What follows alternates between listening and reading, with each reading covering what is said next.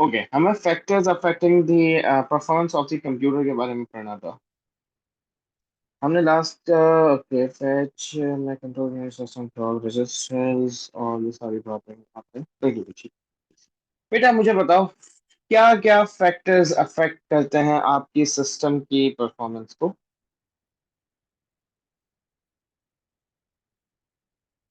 Processing speed वगैरह, क्या storage. क्या मतलब, ये क्या होती है स्टोरेज बेटा? कि एक वक्त में कितना कितना डाटा एक से दूसरी जगह जा सकता है। इससे प्रोसेसिंग एक, स्पीड भी रिलेटेड होगी मेरी। ठीक है। नहीं मतलब मैं अगर हार्डवेयर चेंजेस की बात करूं, ठीक है, मैं सॉफ्टवेयर चेंजेस की बात नहीं कर रहा, क्योंकि सॉफ्टवेयर चेंजेस में हमारे पास ओवर क्लॉकिंग आ जाती है। हार्डवेयर चेंजेस की अगर हम बात करें, तो हार्डवेयर में आपके पास क्या क्या आ जाता है?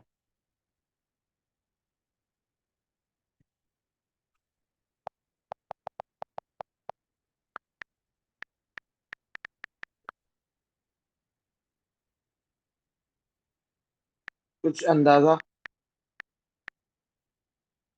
नहीं सर। ओके, एक एक करके हम लेके चलते हैं। आपके पास सबसे पहला जो इफेक्ट आता है वो आपके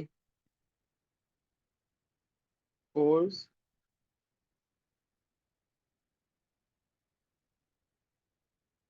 एंड थ्रेड्स आता है। अब अगर बात करते हैं कि कोर होते क्या है, कोर्स क्या होते हैं? It is basically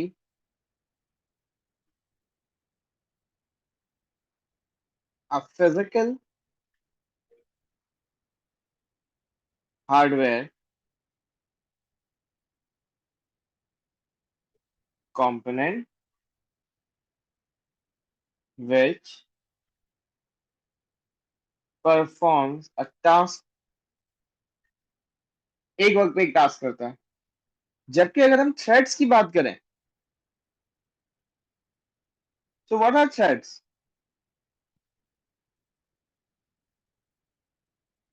These are the virtual component manages the task of a core।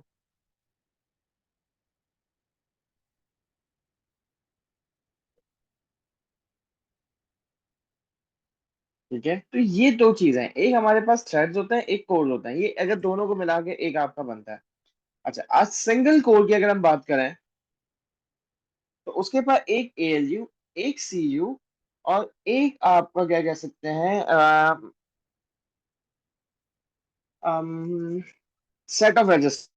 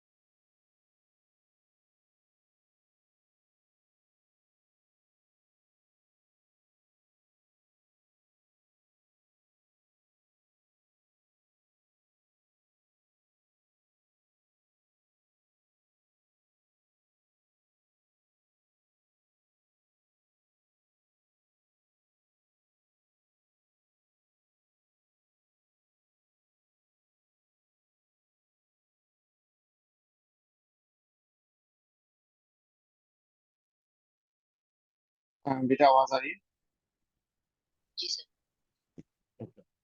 है? डिस्कनेक्ट कर देता। हाँ।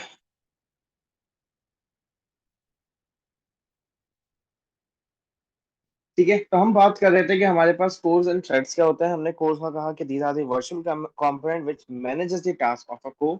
जबकि थ्रेड के बारे में बात की। अगर कोर्स की बात करें तो it is a physical hardware component which performs a task.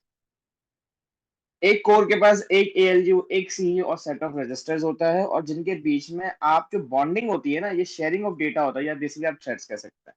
तो इसका मतलब ये हुआ कि if I increase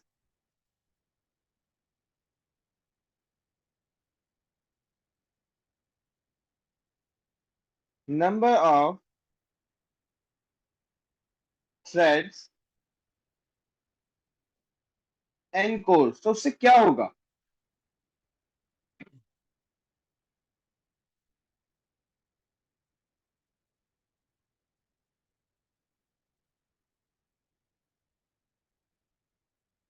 Increasing the number of cores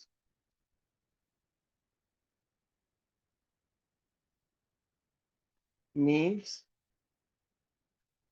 more tasks can be performed at a time। ये बात समझ आ रही है? जी सर। एंड इंक्रीजिंग थ्रेड बढ़ाने से क्या फायदा होगा बेटा?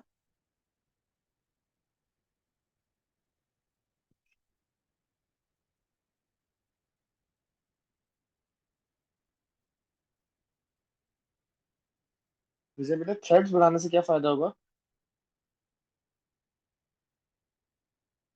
वो ज्यादा चीजें ज्यादा जल्दी मैनेज करेगा हाँ, तो हम ये कोड कह से। सकते हैं कि मोर कंप्यूटेशनल स्पीड, आपकी स्पीड अच्छी हो जाती है। कंप्यूटेशनल की मतलब जो कैलकुलेशन वगैरह होगी वो और क्विकली कर लेगा। ये एक फैक्टर था। दूसरा फैक्टर, आप कैशे को ले लो। कैशे होती क्या है?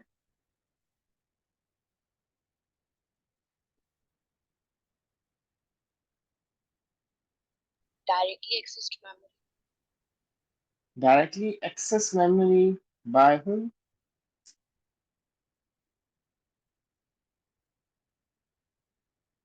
Cache stores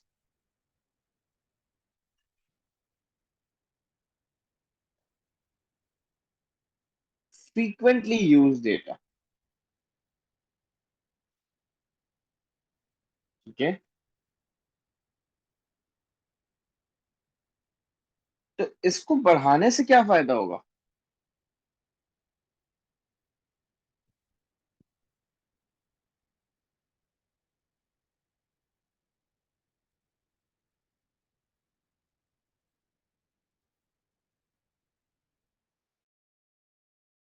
जी बेटा, मोर डेटा।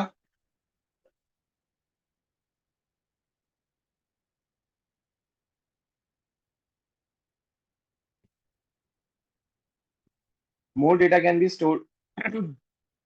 ठीक है, सो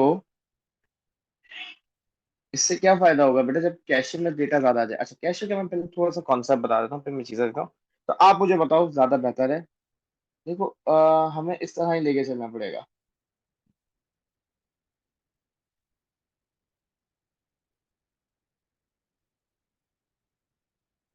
मेरे पास होता क्या है,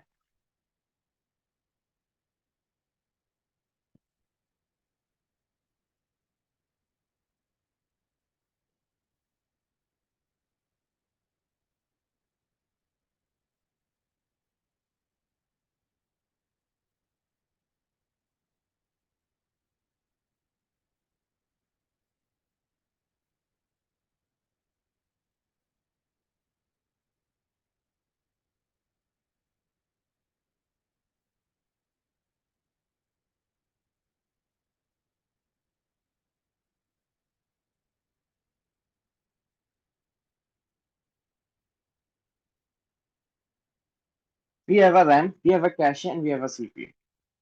नॉर्मली होता क्या है कि आपकी जो रैम या प्रोसेसर की स्पीड है, अगर सपोज 1x, तो इसकी स्पीड ले लो, ये 0.9x होगी। लेकिन रैम की स्पीड सपोज कर लो इट इज 0.1x। तो कहाँ से डेटा लाना सबसे आसान होगा? कैशेस। कैशे से। जब भी सीपीयू को डेटा चाहिए होता है, तो सीपीयू सबसे पहले कहाँ जाता है? यहाँ ढूंढता है। अगर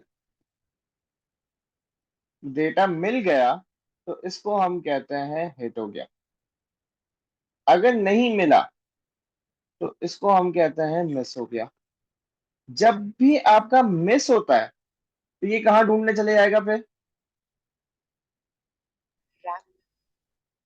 रैम में। रैम से डेटा कहाँ लेकर आएंगे सबसे पहले फिर हम? कैशे। और फिर कैशे से सीपीयू। तो अब जाहिर सी बात है, कैशे जो है ना एक लिमिटेड मेमोरी है और थोड़ी सी होती है, एमबीज में होती है।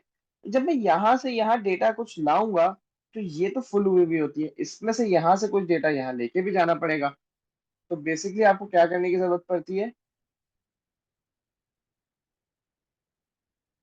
स्वैपिंग की। तो स्वैपिंग जो है, इट टेक्स टाइम। ठीक है। और जितनी देर में ये स्वैप हो रहा होता है डेटा, आपका जो ये प्रोसेसर है ये क्या होता है? ये आइडल हो जाता है, मतलब वेट कर रहा है किसका? कि यहाँ से यहाँ डेटा है और फिर यहाँ है। तो जब मैं कैशे बढ़ा दूंगा, डेटा यहाँ ज्यादा स्टोर हो जाएगा। जब डेटा यहाँ स्टोर ज्यादा हो जाएगा तो स्वैपिंग के चांसेस क्या हो जाएंगे? कम हो जाएंगे। तो प्रोसेसर का जो आइडल टाइम था वो भी क्या हो जाएगा? कम हो जाएगा। जब प्रोसेसर का आइडल टाइम कम हो जाएगा तो मेरी स्पीड ऑटोमेटिकली क्या हो जाएगी? बढ़ जाएगी। So more data can be stored. So फायदा क्या होगा उससे?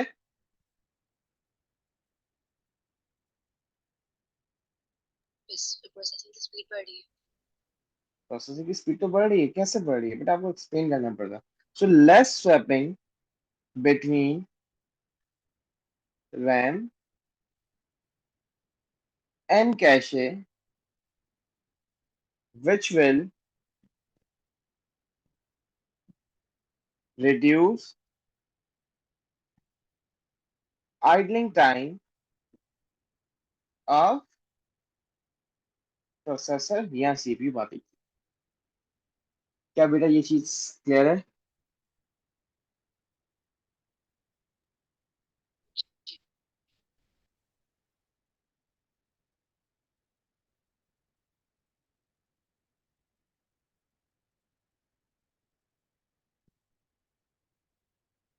पक्का?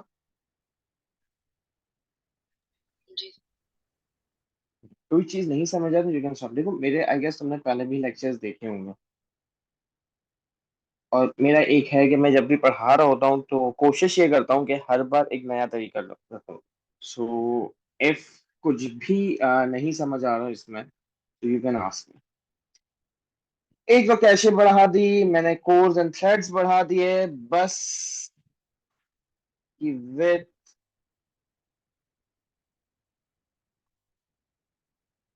या साइज। क्या बस की विड्थ या साइज से क्या होता है? तो जब अगर बस की विड्थ ज्यादा होगी तो ज्यादा डाटा एक जगह से दूसरी जगह जा सकता बस का काम क्या होता है? है। डाटा और addresses take data addresses to different registers. Take data. आपकी आवाज कट गई बेटा। बस विड्थ का या साइज का मतलब होता है amount of data that can travel that a bus can carry, that a bus can carry at a time. सही है।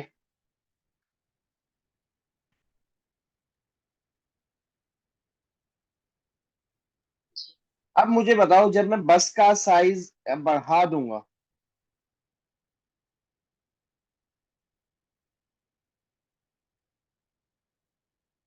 तो उससे फायदा क्या होगा?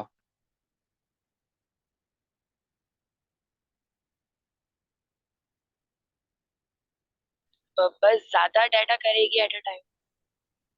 बस ज्यादा डेटा ट्रेवल ले जा सकती है एट अ टाइम। सही कह सकते हैं बिल्कुल। तो उससे फायदा क्या होगा? प्रोसेसिंग स्पीड ज्यादा हो सकती है। हम्म। प्रोसेसिंग स्पीड ज्यादा हो सकती है। प्रोसेसिंग स्पीड ज्यादा हो जाएगी, क्यों?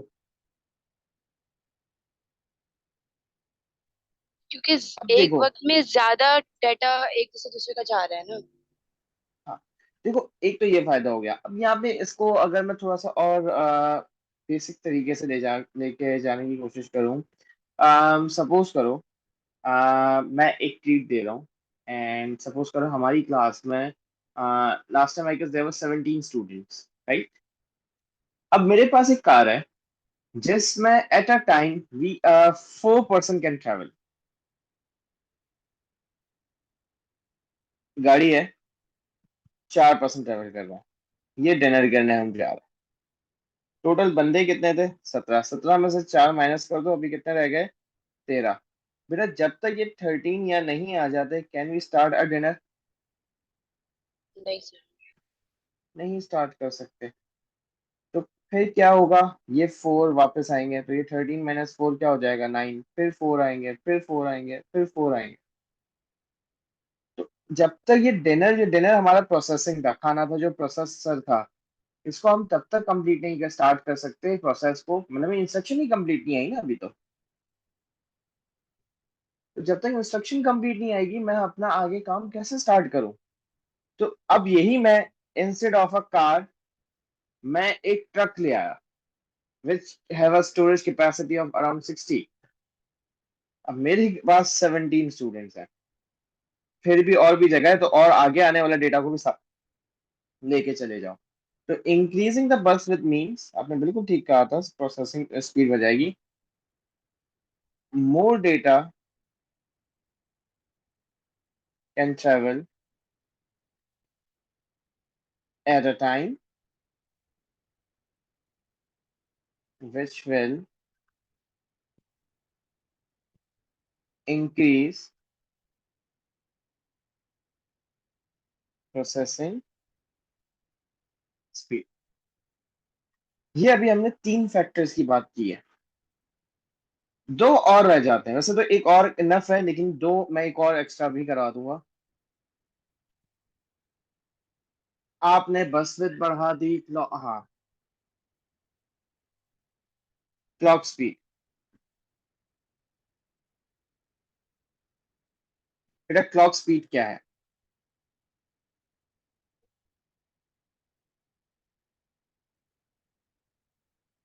ये भी तो प्रोसेसिंग टाइम बढ़ाने की कोई लाइक, क्या प्रोसेसिंग टाइम बढ़ जाए वो तो जिससे है, बस।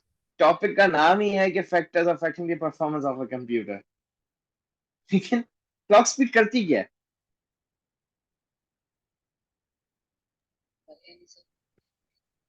Basically it perform tell number of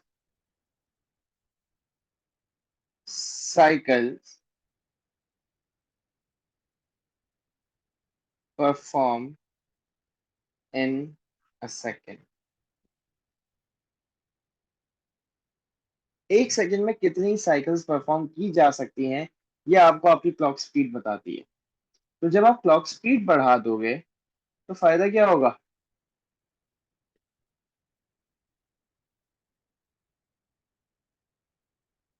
number of cycles बढ़ जाएगी एक नंबर सेकंड ऑफ साइकिल, एक सेकंड में जितनी साइकिल्स बढ़,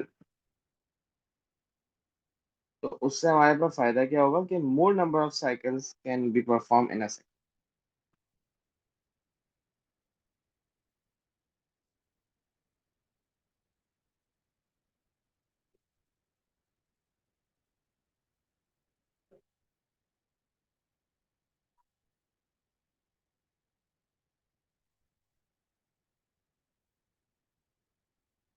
एक और एक्स्ट्रा बात कर लेते हैं हार्डवेयर चेंज की, जिससे हमारी परफॉर्मेंस में फायदा हो सकता है। वो कौन सी है?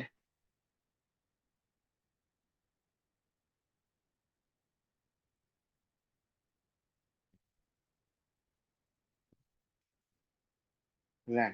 बेटा रैम करती क्या है, ये बताओगे आप?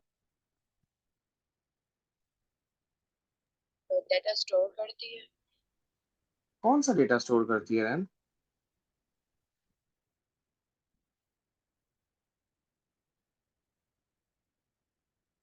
सिर्फ कौन सा डेटा मतलब? कौन सा डेटा रैम स्टोर करती है?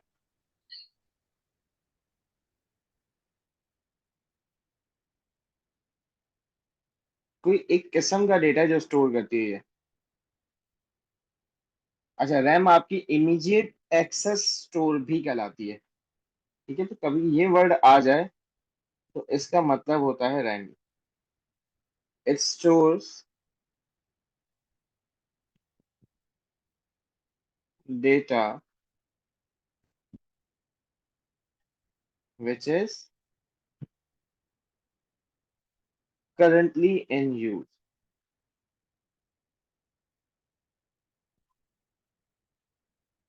ठीक है, ये चीज क्लियर है। अच्छा, हम यहाँ पे क्योंकि आ, अगर रैम बढ़ा दें तो फायदा क्या होगा?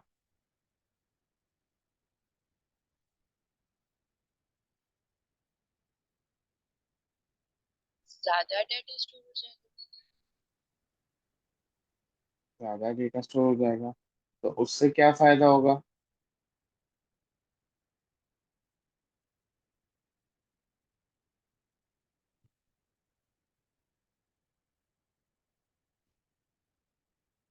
लेस स्वैपिंग होगी किसके बीच? रैम एंड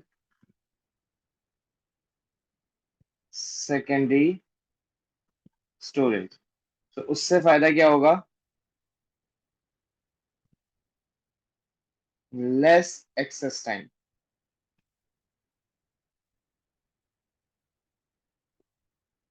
ये आपको फायदे हो जाते हैं जब आप अपनी रैम को बढ़ाओगे, तो आपके पास बेसिकली 5 हार्डवेयर चेंजेस आ जाते हैं। आप कोर्स एंड थ्रेड्स बढ़ा दो, कैशे बढ़ा दो, बस का विड्थ साइज बढ़ा दो, क्लॉक स्पीड बढ़ा दो या रैम बढ़ा दो। जब भी आप इन चीजों को बढ़ाओगे आपकी परफॉर्मेंस अच्छी होगी, जब भी आप इन चीजों को कम करोगे आपकी परफॉर्मेंस अफेक्ट होगी। अब बात ये आ जाती है, ये तो हो गया फैच डिकोड साइकिल आ गई। इसमें एक छोटा सा एक टॉपिक है, जब एग्जाम में कभी पूछ ले, ये फैक्टर्स करने के बाद हमारा समझ लो 90% ये चैप्टर एंड हो जाता है। इस 90% चैप्टर एंड होने के बाद अब आप आ जाओ कि इसमें जो दो चीजें, एक आपका इंस्ट्रक्शन सेट जो थोड़ा सा छोटा सा टॉपिक है, सब टॉपिक है इसका, और एम्बेडेड सिस्टम्स, ये दोनों छोटा सा टॉपिक है, आज की क्लास में खत्म नहीं होता है। मैंने आज सोचा था इंटरप्ट करवाने का, बट आई एम थिंकिंग कि इंटरप्ट को मैं आपको सॉफ्टवेयर के साथ ही करवा दूंगा। नॉर्मली मैं इस चैप्टर के साथ करवाता हूँ, बट इस चैप्टर को वाइंड अप करते हैं कि एम्बेडेड सिस्टम में हार्डवेयर के साथ करवाता था, थोड़ा सा चेंज कर देते हैं, कोई वो नहीं है। आह, हम आ जाते हैं हम, अच्छा इनमें कोई क्वेश्चंस कुछ?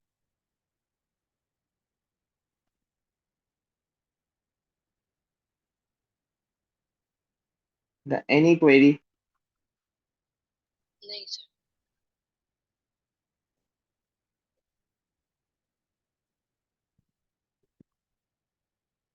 ओके, इंस्ट्रक्शन सेट के बारे में बात करो। इंस्ट्रक्शन सेट क्या होता है? इंस्ट्रक्शन सेट को पढ़ने से पहले हम बात करते हैं कि हमारी ये इंस्ट्रक्शन क्या होती है।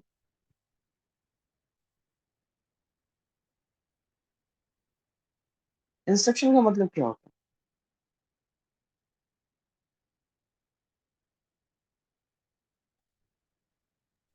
कोई order order to do something. है? कह सकते हैं सेट ऑफ ऑपरेशन कह सकते हैं,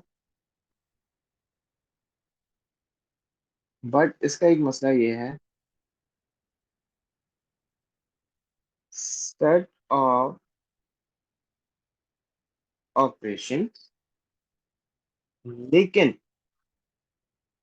that need to be executed, या हम decode लिख सकते हैं, that need to be decoded in sequence. अच्छा, एक इंस्ट्रक्शन सेट हमने टेक्स्ट के साथ पढ़ा था, अभी हम यहाँ पे इंस्ट्रक्शन सेट की अलग बात कर रहे हैं, ठीक है? वो सॉरी, वो कैरेक्टर सेट था, नॉट इंस्ट्रक्शन सेट। कभी कभी मेरे दिमाग में हो जाता है। अब ये सीक्वेंस में होना बहुत जरूरी है। अब बात करते हैं कि सेट ऑफ ऑपरेशंस की। तो बेटा ये ऑपरेशंस का मतलब क्या होता है?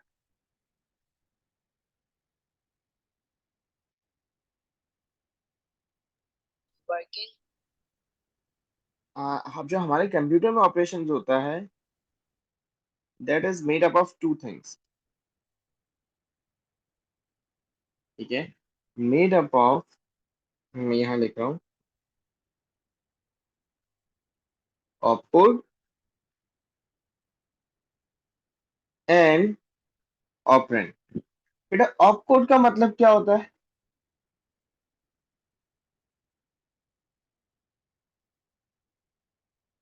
पता है। ऑपकोड का नाम शायद कभी नहीं सुना होगा। Informs CPU what operation, basically it's a command, what operation needs to be done.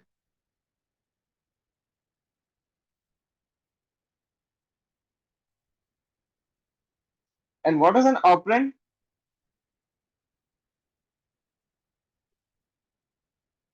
अच्छा, ये भी नहीं पता। नहीं पता। It is basically a data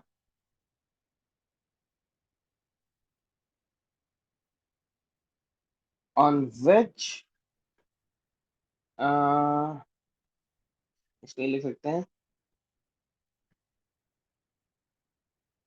in which the action needs to be performed. अच्छा, an operand can be a value or an address. इसकी example दे रहा हूं मैं आपको, ऑल्दो ये एग्जाम्पल हमारे सिलेबस का पार्ट नहीं है, लेकिन समझाने के लिए देनी जरूरी पड़ जाती है। आई right STO 75. So this is basically an opcode,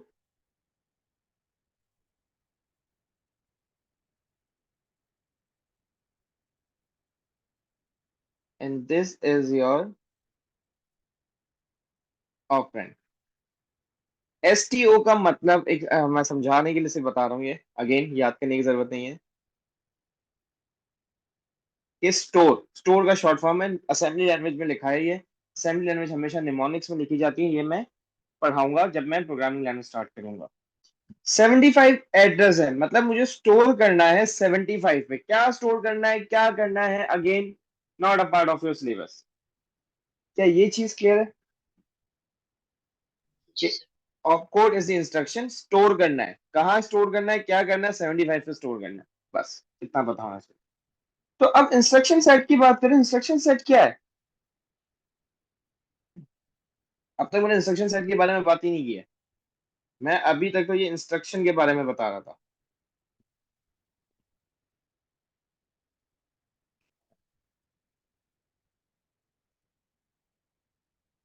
ठीक है?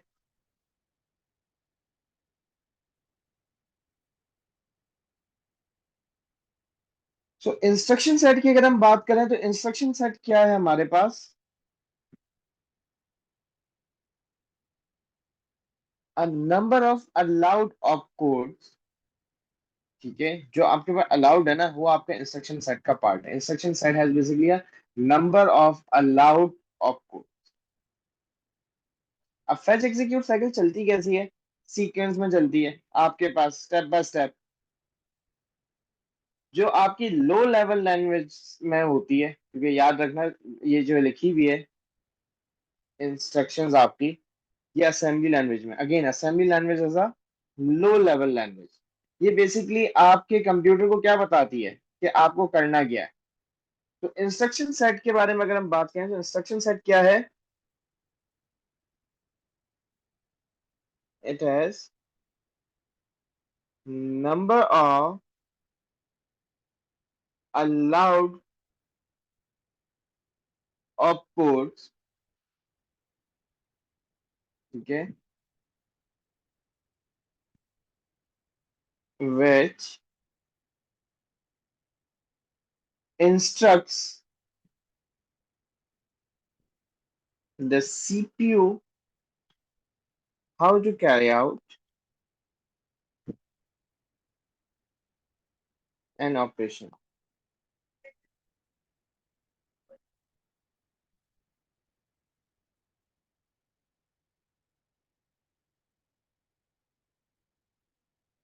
क्या ये चीज क्लियर है? ये आपका इंस्ट्रक्शन सेट होता है। तो इंस्ट्रक्शन सेट की बेसिकली डेफिनेशन ये है, ये ऑपकोड और ऑपरेंड समझाने के लिए था। ये ऑपरेशन का था कि ऑपरेशन आपके पास बना हुआ दो चीजों से होता है। तो हम जितनी भी आगे इंशाल्लाह अगर आप ए लेवल में कंप्यूटर्स लेती हैं तो आपको ये सारी चीजें काम है, ये वाली इंफॉर्मेशन। ये तो खैर यहाँ पे भी काम आएगी। एग्जामिनर का भरोसा नहीं है, सिलेबस में से छोटा सा चीज दी थी, यू नेवर नो कब पूछ ले। क्लियर है? जी। हम बस अब एम्बेडेड सिस्टम स्टार्ट करते हैं। बेटा एम्बेडेड सिस्टम्स होते क्या हैं, कुछ अंदाजा है? नहीं सर। नहीं अंदाजा? ऐसा तो नहीं करो यार, कुछ तुक्का।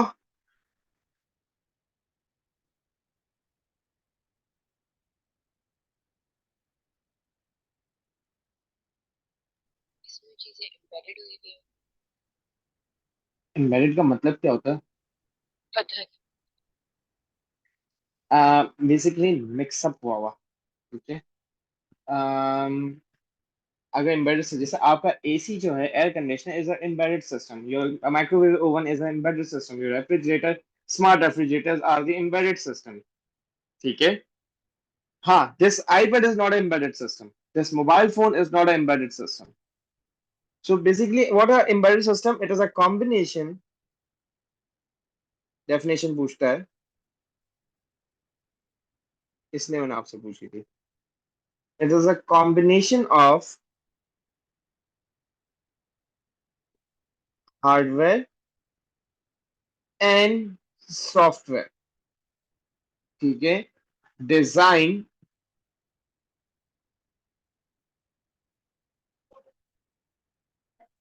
to carry out and a specific task। जैसे एसी है वो सिर्फ एयर कंडीशनिंग का काम करेगा, ठीक है। अच्छा आगे ये लिख सकते हैं, it can be based on micro controller,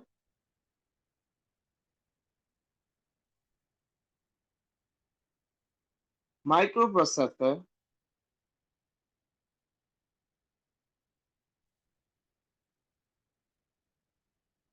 और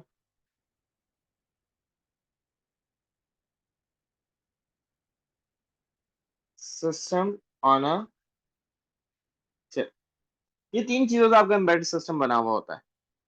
अब बात ये आ जाती है कि माइक्रो कंट्रोलर वाला सिस्टम कौन सा होता है, माइक्रो प्रोसेसर में क्या होता है, और सिस्टम ऑन अ चिप में फर्क क्या होता है, इन तीनों में फर्क क्या होता है? कुछ अंदाजा, कभी नाम सुना?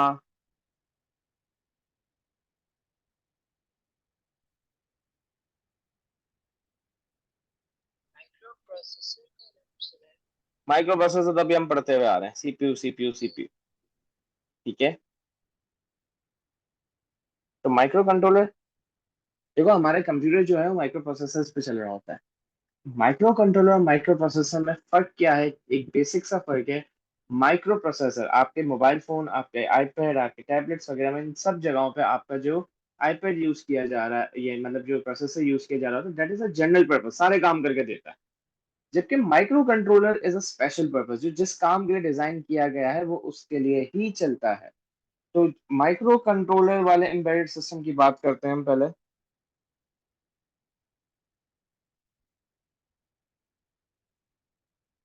तो माइक्रो कंट्रोलर किस तरीके से चलता है? Basically it is made up of CPU मतलब प्रोसेसर विथ रैम, रोम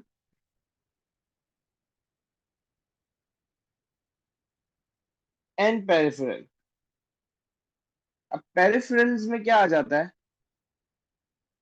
बाकी सारी devices, all input output devices, all embedded मतलब एक जगह ऑन अ सिंगल चिप। किस काम के लिए? To carry out a specific task.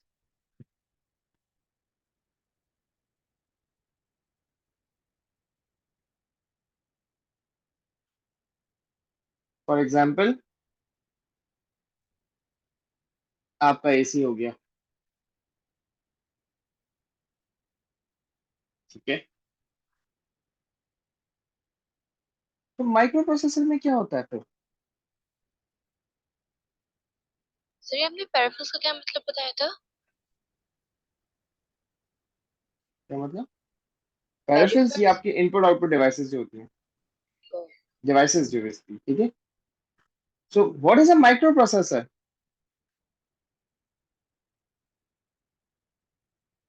ये एक सर्किट होता है,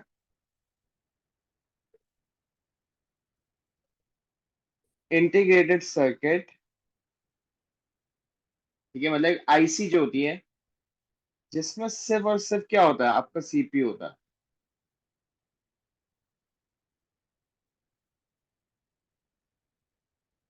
इसमें कोई रैम रोम या प्रोसेसर वगैरह, वो प्रोसेसर तो होता ही है, इनपुट आउटपुट डिवाइसेस नहीं होते।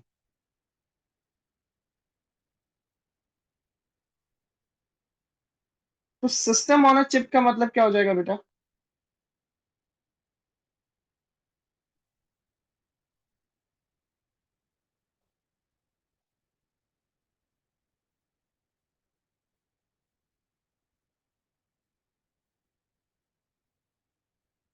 No idea. Basically system on a chip micro controller का ही कह सकते हैं, इसी का पार्ट होता है। लेकिन इसके अंदर मेरे पास सेकेंडरी स्टोरेज वगैरह भी सब कुछ आ जाती है, ठीक है। इनपुट आउटपुट डिवाइसेस तो आती ही हैं। तो हम ये कह सकते हैं कि इट मे कंटेन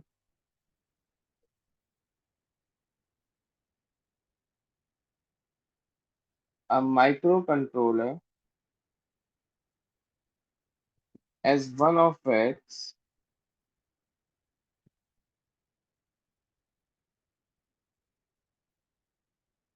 component,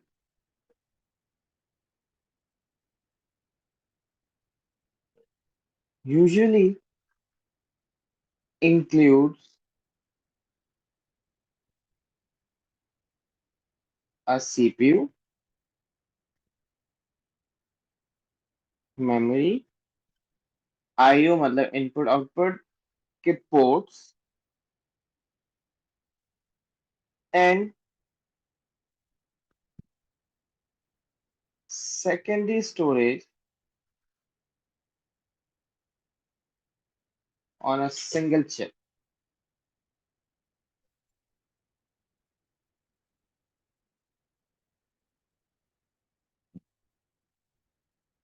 एक सेकेंड।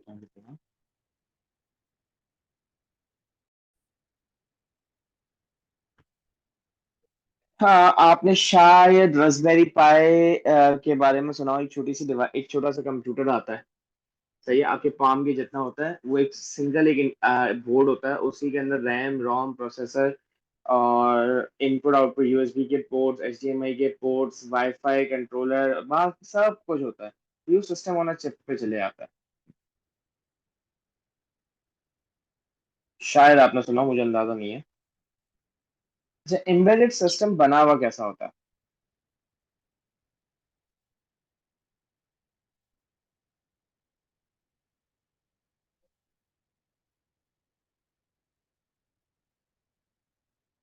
हम्म।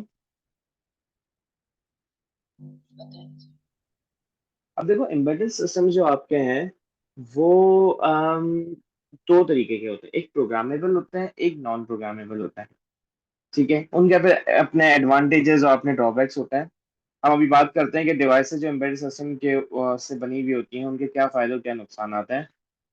सेकंड, हम ये कह सकते हैं कि देखो, आपके पास जो एम्बेडेड सिस्टम होता है उसमें आप डेटा कभी कभार मैन्युअली एंटर भी करते हो, कभी कभार वो ऑटोमेटिकली भी एंट्री करवाता है। उसकी एग्जांपल क्या आ जाती है? माइक्रोवेव ओवन में आप मैन्युअली डेटा एंटर करते हो, टेम्परेचर अपने हिसाब से सेट करते हो। ठीक है। जबकि आप अपने एसी का जो आपका है वो सेंसर ऑटोमेटिकली डेटा इनपुट ले रहा होता है। तो एम्बेडेड सिस्टम चलता कैसा है, एम्बेडेड सिस्टम के बारे में हम एक छोटी सी डायग्राम के थ्रू रिप्रेजेंट कर लेते हैं कि मेरे पास यूजर इंटरफेस है। ठीक है, यूआई, जिससे यूजर इंटरेक्ट करेगा।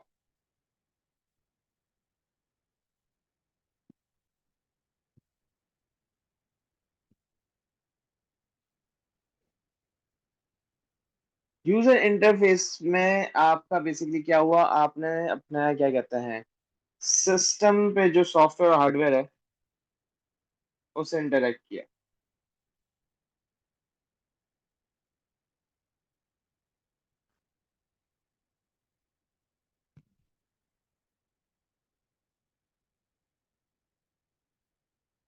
अच्छा बेटा, राइटिंग ना समझ आए तो प्लीज मुझे बता देना ताकि मैं इसको थोड़ा सा सही करके लिखूं, अगर ना समझ आए। ठीक है। अब ठीक। यूजर इंटरफेस है, यूजर इंटरफेस, अब देखो उसमें आपके पास इनपुट भी आ रहा होगा। अब यहाँ जो एनालॉग होगा या डिजिटल इनपुट होगा?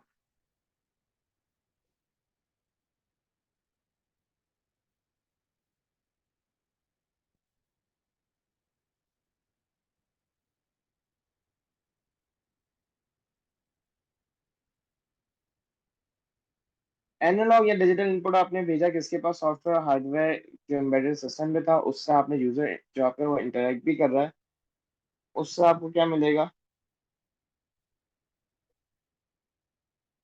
तो ऐसी बात है, कुछ ना कुछ आउटपुट मिलेगा। लेकिन ये इतना आसान से नहीं होता। इसमें और भी, अब जो मॉडर्न सिस्टम्स होते हैं उनमें क्या होता है,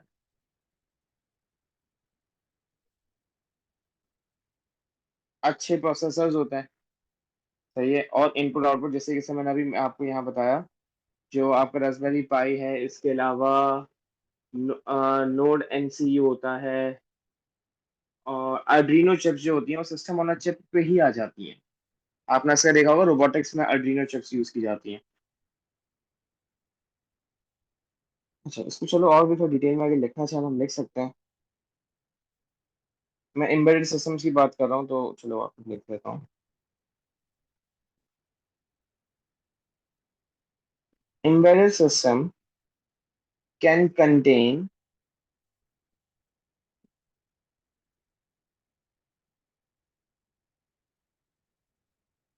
sensor input,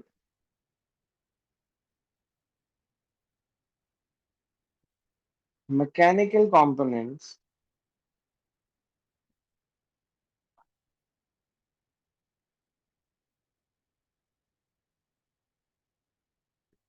एक्चुएटर। बेटा, एक्चुएटर क्या होता है? एंड पता नहीं। सॉफ्टवेयर। एक्चुएटर तो अंदाजा होना चाहिए। अगेन ये किसको इन आपके पास जाएगा? जो सॉफ्टवेयर हार्डवेयर है। यहाँ पे हम ये कह सकते हैं,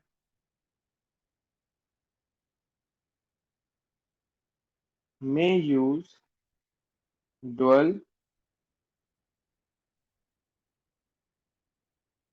या क्वाड कोर सीपीयूज। अभी हमने बात की, डुअल का मतलब दो कोर, क्वाड का मतलब चार कोर, स्पीड बढ़ाने के लिए। And IO connect.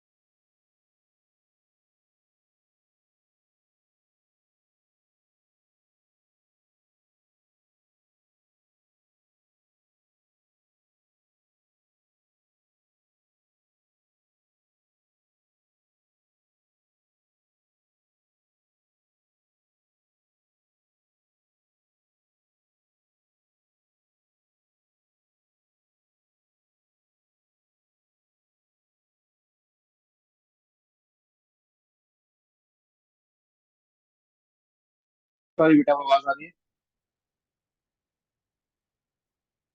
Ji sir.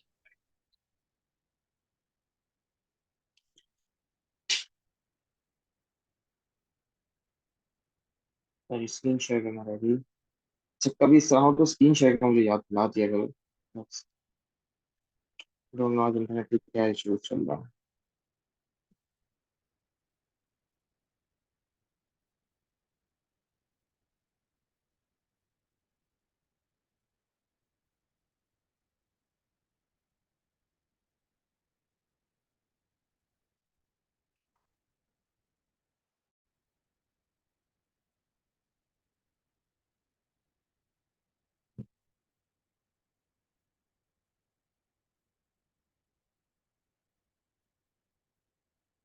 Okay, तो हम अपने इसके बेनिफिट्स और वो अपने क्या कहते हैं डिसएडवांटेजेस बात करके क्लास को एंड करता है। यूजेस पे थोड़ा सा डिस्कशन कर लूंगा।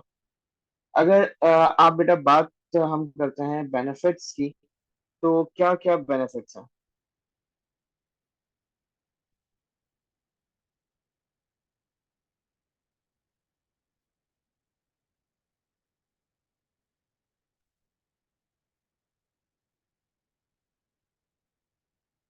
स्मॉल इन साइज, आपने शायद रोबोट पे कभी कुछ काम किया है सर सॉरी, आप क्या बोल रहे या हैं? काम होते हुए देखा? आपने रोबोट्स वगैरह पे जो काम कर रहे होते हैं उनकी देखी चिप्स वगैरह? छोटी छोटी सी चिप्स। जी बेटा। जी। आजकल के जो टीवी इतने स्लिम होते जा रहे हैं, उसकी वजह क्या है? ये एम्बेडेड चिप्स ही हैं।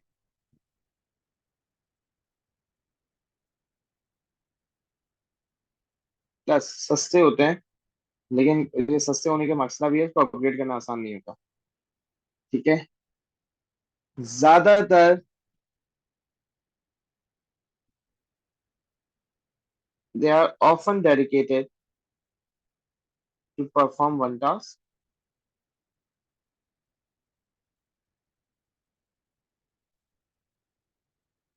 So no OS required. Plus size में छोटे होते हैं तो पावर भी कंज्यूम कम करते हैं।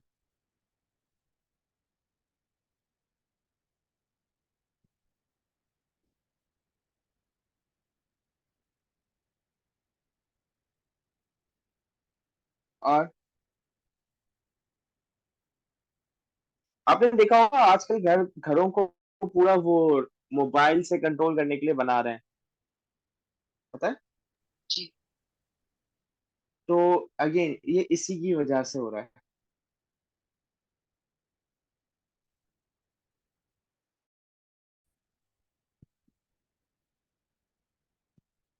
और इसके अलावा हम ये कह सकते हैं, इसके इतने एडवांटेजेस काफी ये लिख लेते हैं।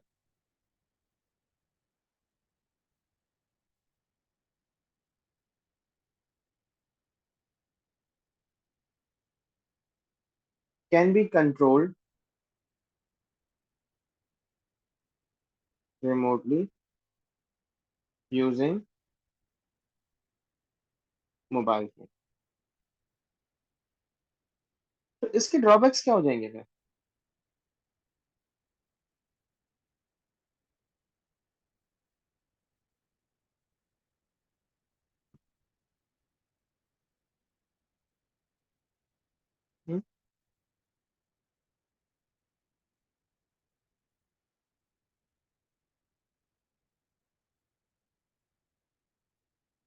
Difficult to upgrade.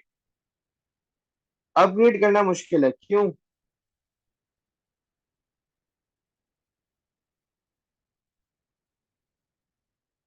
क्योंकि ये फिक्स्ड होती है चीजें। ठीक है। सिर्फ फिक्स्ड होती है मतलब? सपोज देखो, आजकल के जो नए लैपटॉप्स भी इवन आ रहे हैं ना, उनमें जो मेरा प्रोसेसर होता है वो पूरा बिल्ट इन होता है, मदरबोर्ड पे फिक्स्ड हुआ होता है। बाकी चीजें तो आप रैम वगैरह निकाल सकते हो, लेकिन आप प्रोसेसर चेंज नहीं कर सकते। जैसे आपका फोन है, phone is an example of embedded task, embedded system. सब कुछ एक ही चिप पर है। क्या आप अपने फोन की रैम बढ़ा सकती हैं?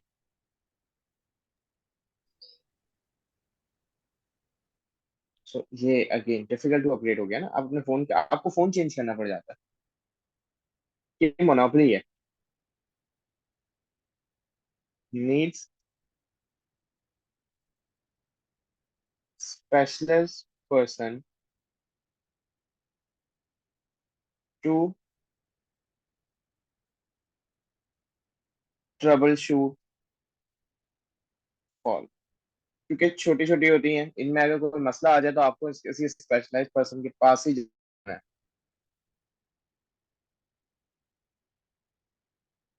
अच्छा, अब मसला यह है कि इंटरनेट के थ्रू चल रही है, मोबाइल से चल तो रही है। जब इंटरनेट पे कोई चीज आ जाती है तो अगेन इसमें मसला आ जाता है, जैसे आईपी कैमरास वगैरह हैं।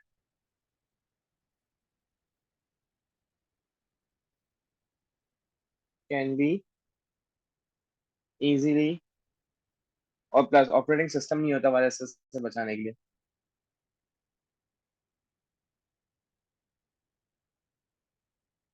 As open to internet. और कोई डिसएडवांटेज?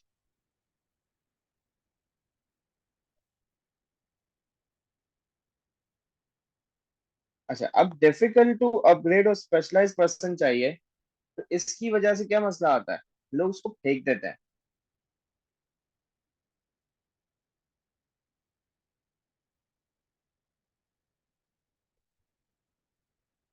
मेरा फोन खराब हो गया, मेरे पास ऐसे 7 8 फोन पड़े हुए हैं।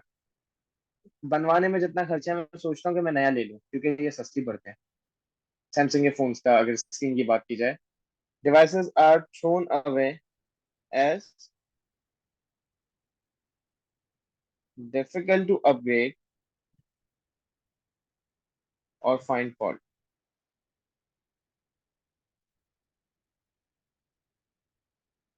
तो उसकी वजह से क्या हो रहा है?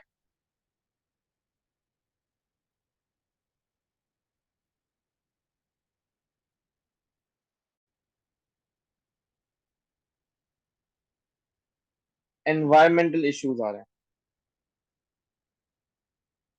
कचरा जमा हो रहा है ज्यादा। ये अगेन सारे का सारा आपके पास क्या आ जाता है? हाँ, आपके वो आ जाता है। अच्छा, इसके यूजर्स भी मैं लिख देता हूँ, तो यूजर्स को आई गेस मुझे एक्सप्लेन करने की जरूरत शायद नहीं पड़ेगी। मैं सिर्फ बता देता हूँ। मेरे ख्याल से आपने हर जगह देखी होगी, जब आप मैं लिखूंगा तो शायद नाम आपको समझ आ जाएंगे। Security systems. कोई चीज बेटा अगर नहीं समझ आए तो यू कैन आस्क, ठीक है? I am writing just names only.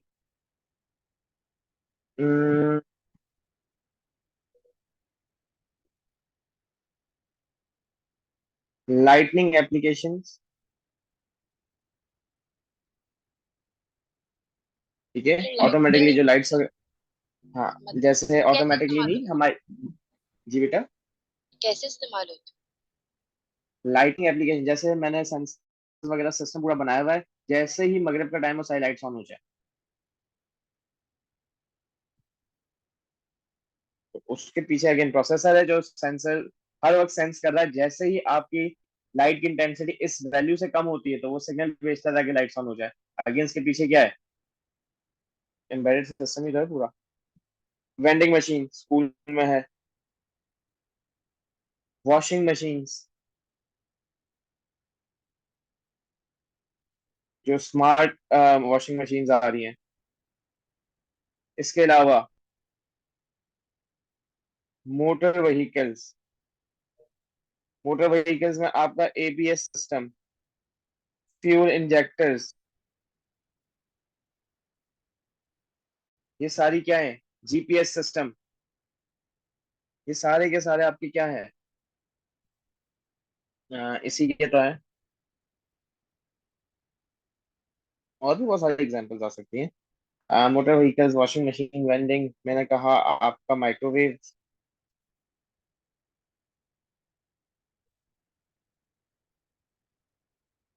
Air conditioners, and the list goes on. ये आपके यूजेस हैं बेटा। एम्बेडेड सिस्टम मुश्किल नहीं है, रखता है थोड़ा। तो अगर ये चीजें समझ आ जाए तो मेरे ख्याल से रट्टा लगाने की आपको जरूरत शायद ना पड़े।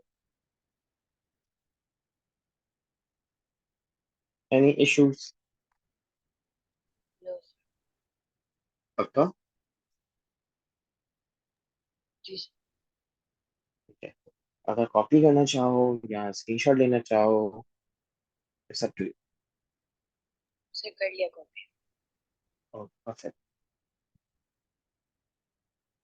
फिर आज की क्लास को हम यहीं रोकते हैं।